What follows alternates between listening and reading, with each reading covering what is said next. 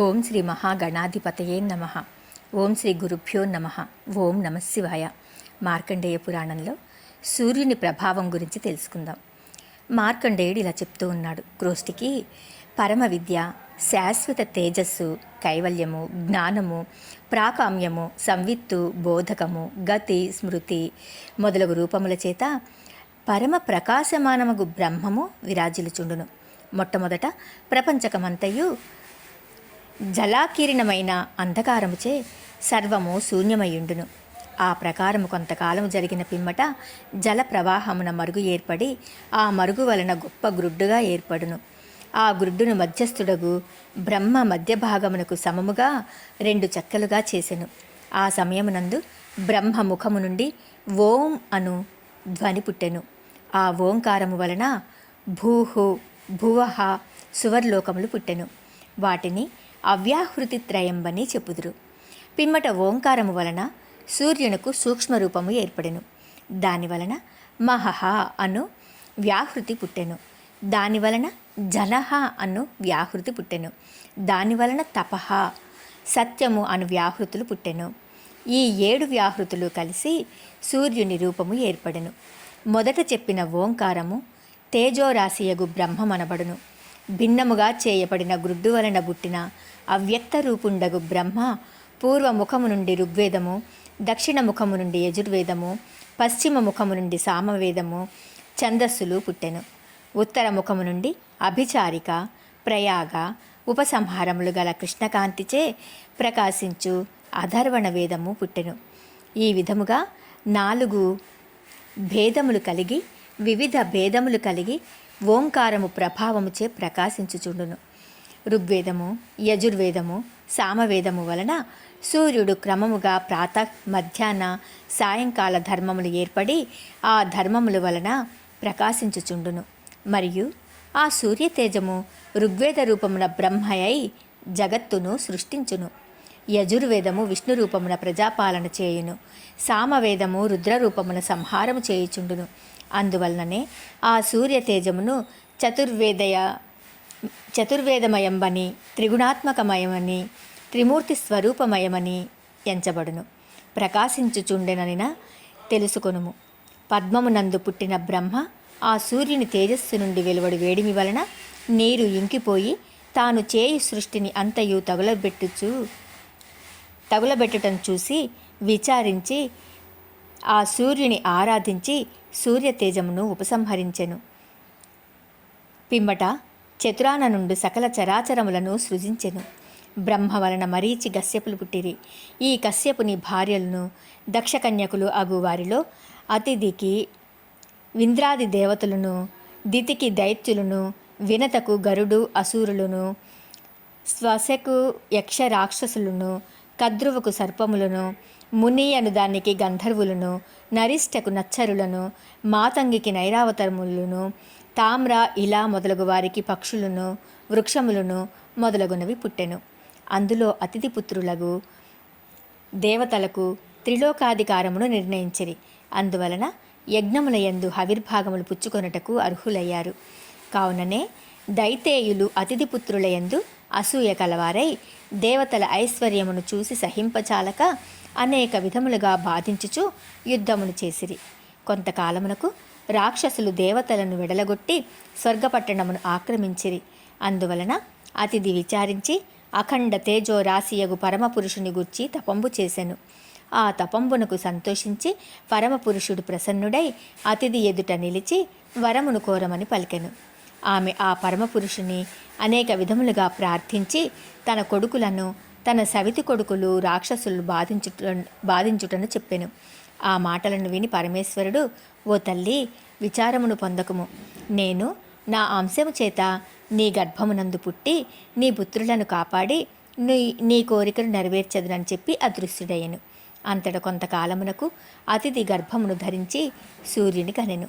ఆ బాలుని అనేక విధములుగా స్తోత్రములను చేయగా ఆకాశవాణి, ఇతడు మార్తాండుడని ప్రఖ్యాతి కలిగి సూర్యాధికారమున ప్రకాశించుచు దేవతలను రక్షించి అసురులను నాశనము చేయును అని చెప్పెను. ఆ మాటలను తల్లిదండ్రులను, దేవతలను విని సంతోషమును పొందిరి.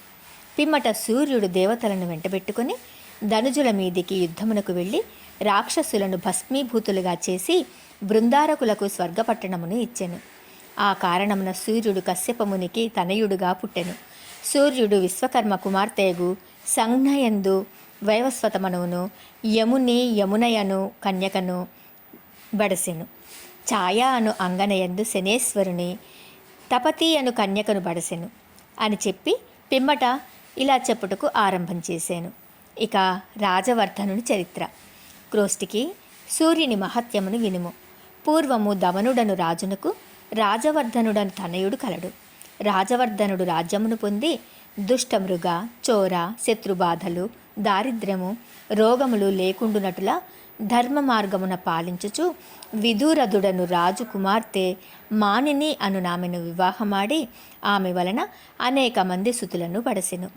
ఈ విధంగా 7,000 సంవత్సరములు రాజ్యమును పాలించి ఒకనాడు తన భార్య తల అంటుచు తన కన్నుల వెంట నీరు కారి రాజు మీద పడగా చూచి ఏ కారణమును విచారించుచుంటివి అని అడిగెను. అంతటా ఆమె, ఓ రాజచంద్రమా, నీ శిరోజములు ఫలితములగుచున్నవి, అందువలన విచారము కలిగినదని చెప్పెను. ఆ మాటలను రాజు విని, ఓ సుందరి, ఏల విచారమును పొందెదవు?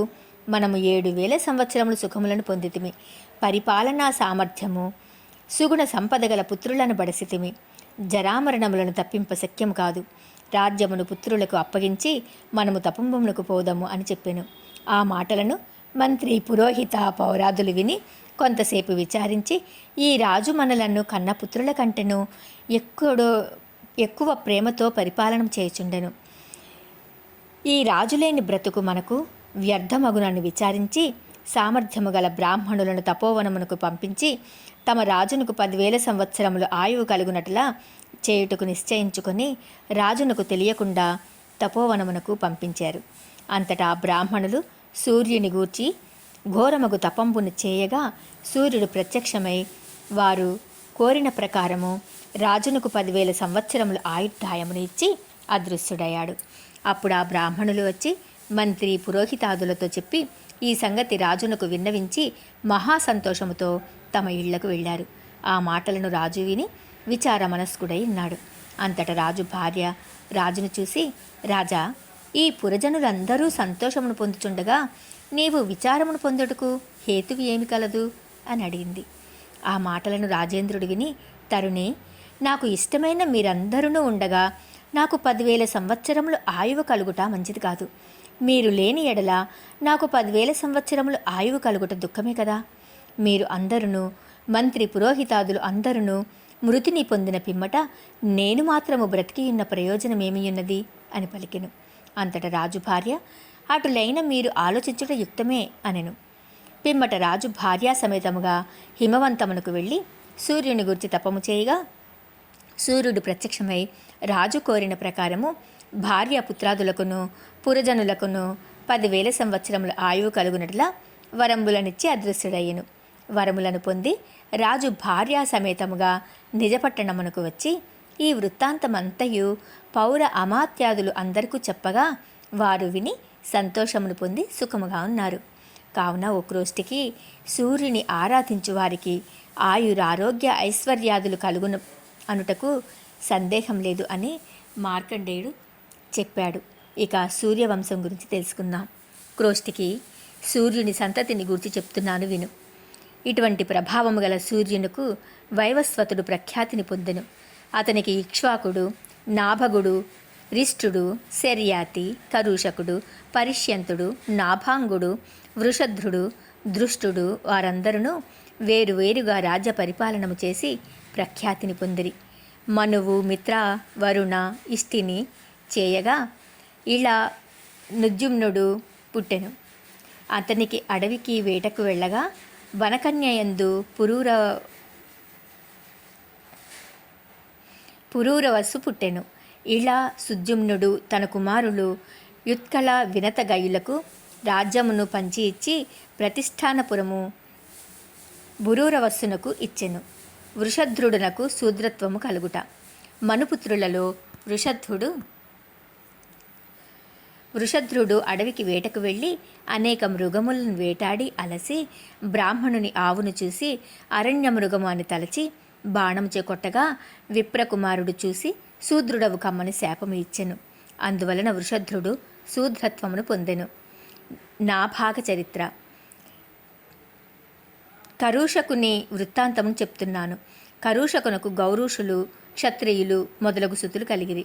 దుష్టునకు నాభాగుడు పుట్టెను. నాభాగుడు సకల విద్యలయందు ప్రవీణుడై వైశ్యకన్యను వివాహమాడి జాతిభ్రష్టుడై పశుపాలన, కృషి, వాణిజ్యములు, వైశ్యవృత్తి అవలంబించి జీవించుచుండెను. అతనికి భవనుడను పుత్రుడు కలిగెను. అతడు గోవులు కాయట నీచమని తలంచి హిమవంతమునకు పోయి అస్త్రశస్త్రాదులను నేర్చుకుని నిజ నగరమునకు వచ్చి జ్ఞాతులను ఓడించి రాజ్యమును పొంది తండ్రిని రాజ్యమును పాలింపమనెను. తండ్రి అయిన నాభాగుడు, పుత్ర, నేను పితృవాక్యమున వైశ్యవృత్తిని పొంది తిని, కాన నీవే రాజ్యమును పరిపాలనము చేయుమని తన కుమారుడు భవనుని నియమించెను. అంతట నాభాగసుతుడు జనకుని ఇష్టమున రాజ్యభారము వహించి చతుస్సముద్ర పరివేష్టితమైన ఈ భూమండలము ఏక ఛత్రాధిపతి అయి పాలించెను అని మార్కండేయులు చెప్పాడు. ఓం నమ శివాయ. క్షమించండి.